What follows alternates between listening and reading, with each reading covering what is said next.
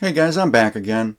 I wanted to do this quick video on these unusual pliers that I found with some of my grandpa's old tools. They're only about 5 inches in length, and they have these serrations on the tip of the jaw that run parallel to the jaws. This reminded me of the Engineer Vampliers that we looked at in the Japanese tool video. Now the Vampliers are a relatively new tool, so at first I thought maybe I had discovered proof of time travel. But then I did a little bit of research. Turns out that these are burner pliers for adjusting gas burners. This pick is from a 1926 Utica Tools catalog. I also found a picture in a 1924 catalog that looks pretty much like mine. Now I don't have any burners to adjust here, but I could see these being useful for gripping thumb screws and carburetor adjustment screws. The teeth on mine are pretty worn out, so they might have been made deliberately out of a softer steel so as to not mar the finish on the adjustment screws. The modern Vampliers have hardened teeth, so they would definitely mar up the finish. Now I'm not sure if mine are the Utica versions or if they were made by a different company.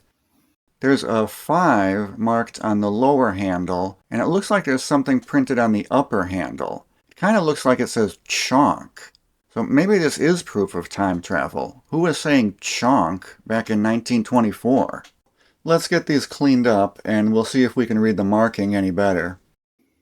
We're going to be dipping this in Evaporust. This is one of my favorite ways to remove rust from small parts.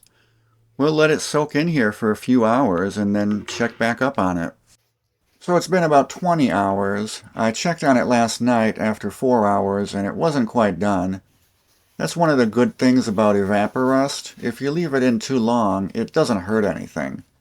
There were still some red rust spots on it, but when I wiped it with a paper towel, they went away. Here's what it looks like after drying. Overall, it looks better. It didn't look too bad to begin with, so it's not going to be a dramatic change. The Evaporust lightens it up a bit, gives it that kind of light gray finish. Let's see if we can read those markings on it now. So it turns out it says Cronk, not Chonk. This was made by a company called Cronk and Carrier out of New York.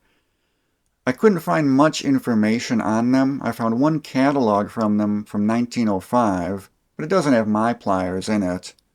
Their slogan was, "The toughest proposition," which is pretty cool.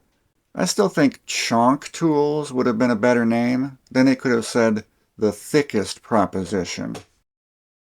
So here's the before and after shot. Yeah, I know. Such a dramatic transformation. My goal is just to remove the rust from it and bring it back to the way that it was when it left the factory. I'm just going to wipe this thing down with fluid film to keep it from rusting in the future and preserve it the way it should be.